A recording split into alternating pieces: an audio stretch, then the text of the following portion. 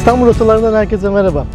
Bugün Kadıköy'de vapur trafiğini en güzel seyredebileceğim bir noktada Eminönü İskelesi'nin üst tarafındaki Beltur Kafe'ye geldim. Kahvemi aldım. Bu noktada zaten İstanbul'u çok yakın zamanda mutlaka gezmem gerekiyor diye plan yaparsınız. Ben öyle yaptım biliyorsunuz. Beraber geziyoruz hep beraber. Bugün karşı kıyıya geçeceğiz. Eminönü'ye, Gülhane'ye gideceğiz ve Osmanlı'nın ve Türkiye'nin ilk müzesi olan Arkeoloji Müzesi'ni görmek istiyorum. Tabi burada otururken vapurunuzu kaçırmanız olası. Şöyle güzel manzarada kahve içmek varken. O yüzden ben bir vapuru atlıyorum. Bundan sonraki vapura binerim muhtemelen. Ben kahvemi bitirirken siz boğazın tadını çıkarın. Arkeoloji Müzesi'nde görüşürüz.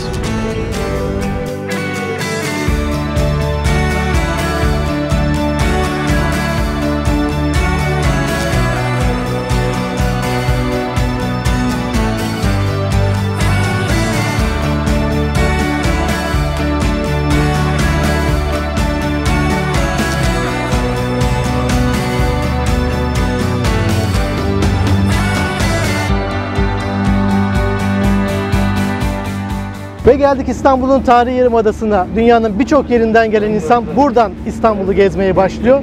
O yüzden sürekli kalabalık, sürekli karmaşa vardır burada. Ve şu an duyduğunuz gibi Boğaz turu anonslarını hep buralarda duyarsınız. Biz çok fazla kalabalığa girmeden buradan tramvayla Gülhane'ye doğru gidelim. Orada müzemize kavuşalım artık. Hadi gelin.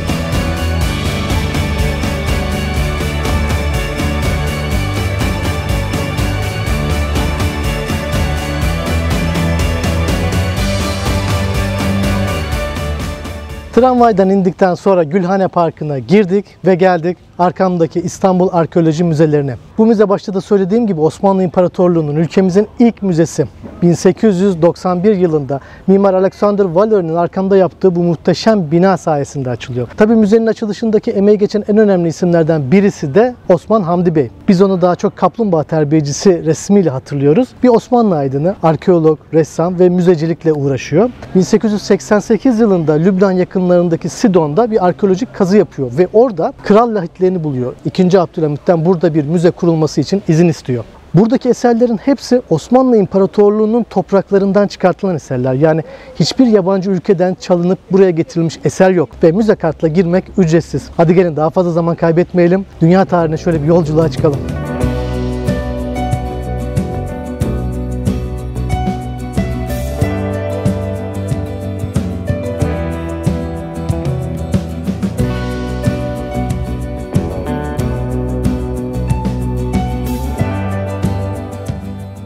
Merdivenlerden müzeye girdiğimizde bizi Mısır tanrısı olan Bes'in heykeli karşılıyor. Ve ev tanrısı, eğlence ve yemek ile ilgili bir tanrı aslında. Evleri kötü ruhlardan koruduğuna inanılıyor. Sağ tarafta büyük lahitler var, sol tarafta da Anadolu tanrı ve tanrıçalarının heykellerinin olduğu salonlar var. Önce lahitlerden başlayalım, sonra da heykellere gideriz.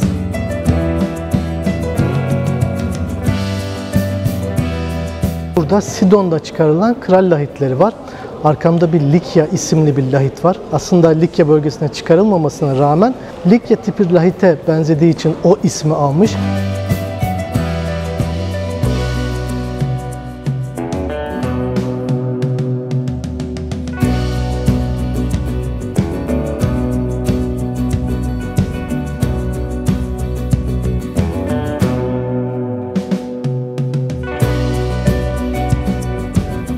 Sağ tarafta Tabnit lahiti bulunuyor. Ve bu lahit insan yüzü şeklinde, içinde mumyasının olduğu bir lahit. Üzerinde Mısır hieroglif yazısıyla şu yazıyor: bu lahiti açmayın ve beni rahatsız etmeyin. Eğer açarsanız dünya gözüyle bir daha size gün yüzü gözükmesin diye bir bedduası da var. Hemen arkasında Osman Hamdi Bey'in lahiti bulması ve lahiti açması resmedilmiş durumda. Gerçekten çok etkileyici bir görüntüsü var.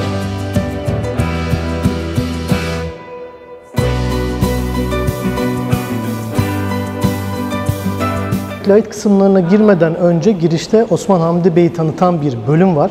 Girişte de söylemiştim size, müzenin kurulmasında en büyük emek sahiplerinden birisi. Osmanlı döneminin bir aydını aslında.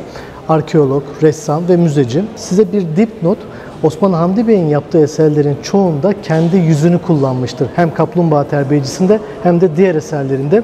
Burada onun hayatını anlatıyoruz ve ondan sonra da büyük lahitlere doğru gireceğiz.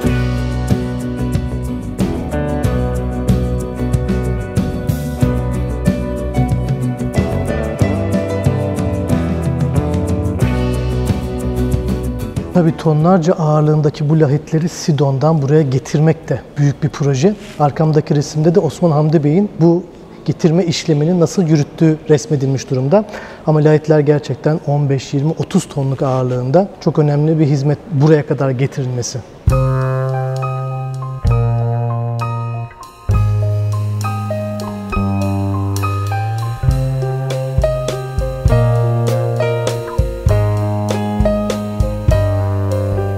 Ve arkamda müzenin başrolündeki Büyük İskender lahti var.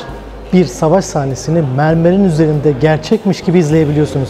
Aslında Büyük İskender'e ait değil, bir komutanına ait olan bu lahitin bir tarafındaki Büyük İskender tasviriyle bu ismi almış durumda.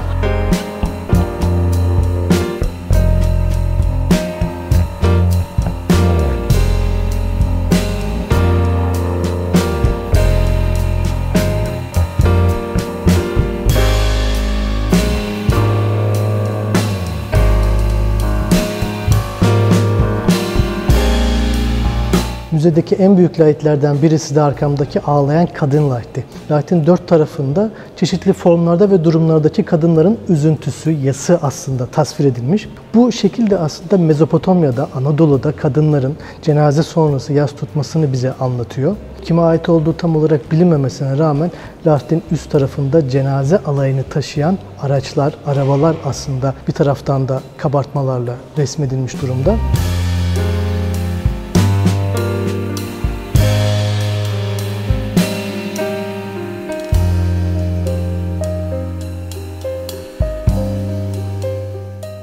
Üst katta da daha çok Anadolu'nun çeşitli dönemlerinde pişmiş toprak eserler sergileniyor. Özellikle evlerde veya nekropollerden çıkartılan eserler bunlar. Ve salonların her birinde de o dönemin yaşamının anlatıldığı resimler duvara resmedilmiş. Hem bir taraftan o eserleri görürken o dönemki yaşamı anlamak açısından da bence güzel olmuş.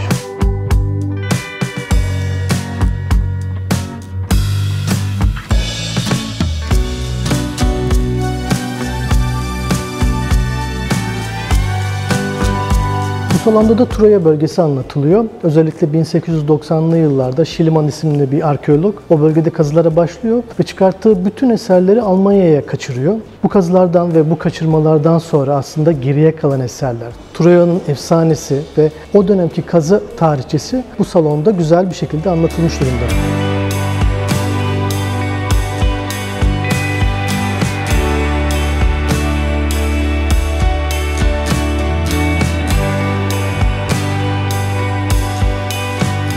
Troya aslında höyük şeklinde bir yerleşim. Yani M.Ö. 2500'lerde orada yaşam başlıyor ve çeşitli olaylarla, depremler, yangınlarla beraber çeşitli dönemler ortadan kalkıyor. Üzerine toprak kapanıyor ve yeni bir dönem başlıyor. O yüzden Troya 1, 2, 3 diye 9 Troya dönemi var.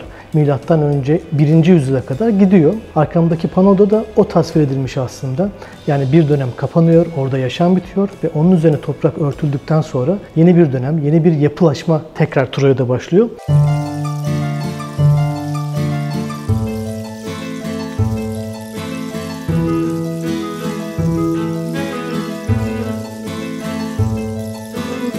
Müzenin ilgi çekici bölümlerinden birisi de şu an bulunduğum Anadolu'nun antik dönemdeki tanrı, tanrıça ve devlet adamlarının heykellerinin sergilendiği alan. Gerçekten mermere işlenmiş çok güzel sanatsal örneklerin olduğu bir bölge. Özellikle arkamda büyük Zeus heykeli var. Oradan başlayalım ve devam edelim.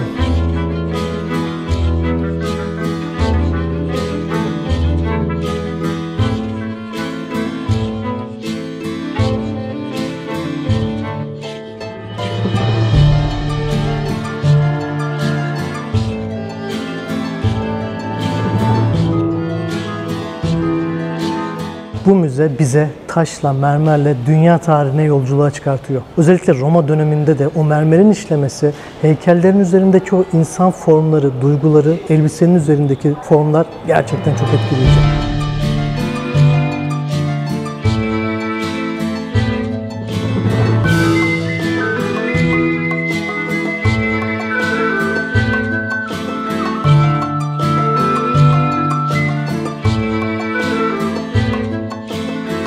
3 saatlik müze gezimizden sonra bayağı bir yoruldum tabii ki. Şöyle bahçesindeki banka oturup birazcık dinlenmek istiyorum. Bahçesi de çok güzel arkeoloji müzesinin. Müzenin çoğu kısmı kapalı. Özellikle Eski Eserler Şark Müzesi ve Çinili Köşk kapalı olmasına rağmen zaten bu müze kompleksi bir günde gezilebilecek bir yer değil. Ama ben çok beğendim. Çok etkileyici eserler var. Özellikle yurt dışındaki müzeleri gezmeden önce ülkemizdeki bu değerli müzeyi, değerli eserleri görmekte fayda var.